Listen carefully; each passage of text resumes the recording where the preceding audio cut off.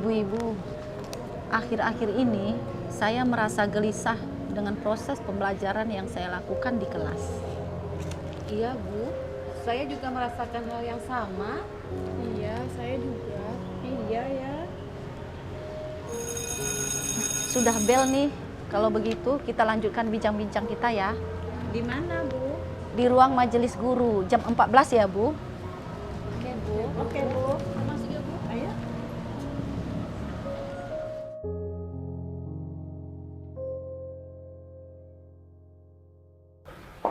Assalamualaikum Bu.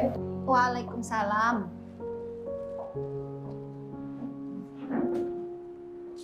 Alhamdulillah sudah pada datang. Ayo Bu, kita lanjutkan bincang-bincang kita di taman tadi. Begini loh Bu, saya merasa galau dengan proses pembelajaran yang saya lakukan di kelas, yaitu menganalisa CP menjadi TP. Sama Bu, saya juga tidak memahaminya. Ayo kita pelajari modul yang dikirimkan oleh kepala sekolah. Ayo.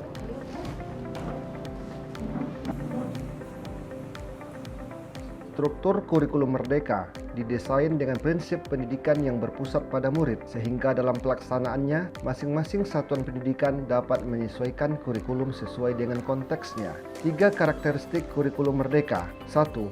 Penyederhanaan konten, fokus pada materi esensial. 2. Pembelajaran berbasis proyek yang kolaboratif, aplikatif, yang dimuat dalam P5, Proyek Penguatan Profil Pelajar Pancasila. 3.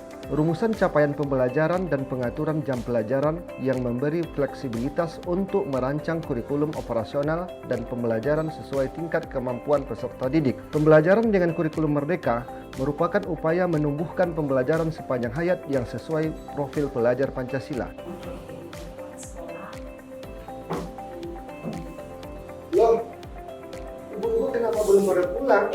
Pak, ini loh Pak, kami lagi berdiskusi tentang pembelajaran yang berpusat kepada murid Pak. Oh begitu. Jadi ibu-ibu belum memahami pembelajaran efektif yang berpusat pada peserta didik ya? Iya. Oke, mari saya jelaskan. Dengan berbagai keberagaman murid yang ada di sekolah, baik secara kemampuan, pengalaman, bakat, minat, bahasa, kebudayaan, cara belajar, dan masih banyak lagi perbedaan lainnya. Untuk itu, guru harus menyesuaikan dengan kebutuhan murid, yaitu melaksanakan pembelajaran berdiferensiasi. Ciri-ciri pembelajaran berdiferensiasi yaitu 1. Bersifat proaktif. 2. Menekankan kualitas daripada kuantitas. 3. Berakar pada asesmen. 4. Menyediakan berbagai pendekatan. 5. Berorientasi pada peserta didik.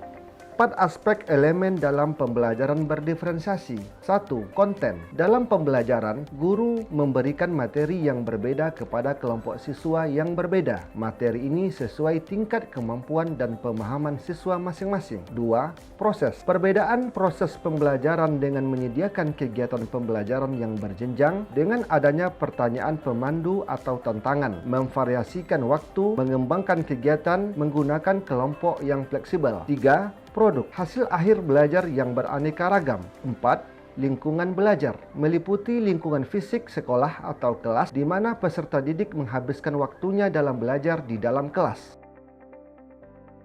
Asesmen merupakan bagian terpadu dari program pembelajaran dan penyediaan informasi holistik sebagai umpan balik peserta didik dan orang tua dapat memandu menentukan strategi pembelajaran selanjutnya. Jenis-jenis asesmen yaitu 1.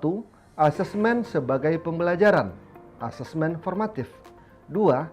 Asesmen terhadap pembelajaran, sumatif. Tujuan asesmen formatif yaitu memberikan informasi atau umpan balik bagi pendidik dan peserta didik untuk memperbaiki proses pembelajaran. Tujuan asesmen sumatif memastikan ketercapaian tujuan pembelajaran. 3 pendekatan penyusunan kriteria ketercapaian tujuan pembelajaran. 1. Menggunakan deskripsi. 2. Menggunakan rubrik. 3. Menggunakan skala atau interval nilai.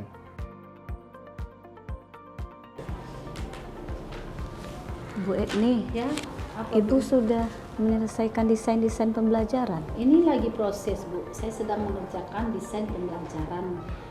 Karena kita kurikulum merdeka, saya menggunakan RPP berdiferensiasi Bu. Saya tidak memahaminya, Bu. Ayo kita pelajari ini bisa. Desain pembelajaran dirancang untuk mewadahi peserta didik di setiap tahapan proses belajarnya.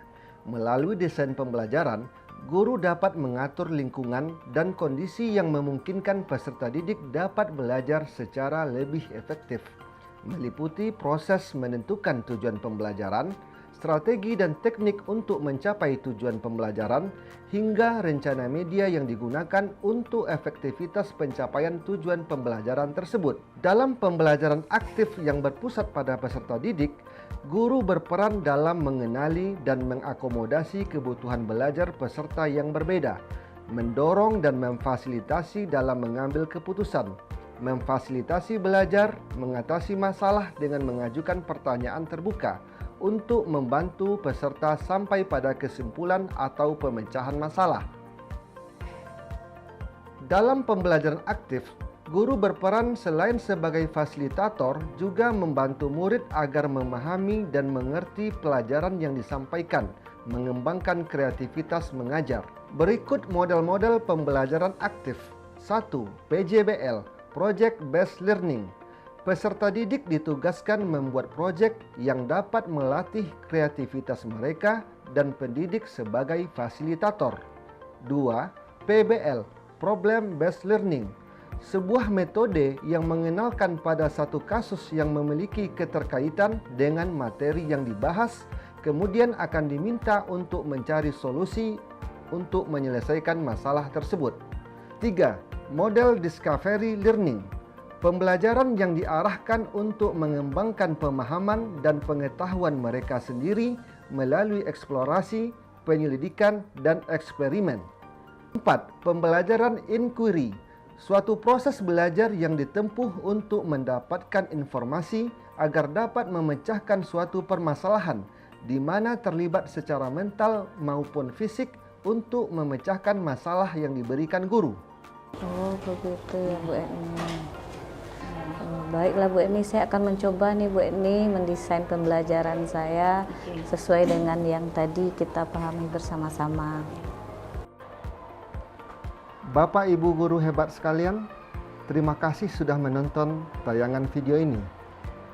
Kami mengharapkan Bapak Ibu mempelajari dan memahami prinsip-prinsip desain pembelajaran yang terstruktur dan berurutan dalam rangka meningkatkan kompetensi Bapak Ibu.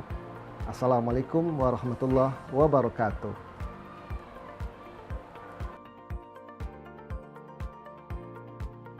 Sebagai seorang guru pemula, saya telah memahami prinsip-prinsip desain pembelajaran yang terstruktur dan berurutan, dan saya akan mengaplikasikannya dalam pembelajaran di kelas.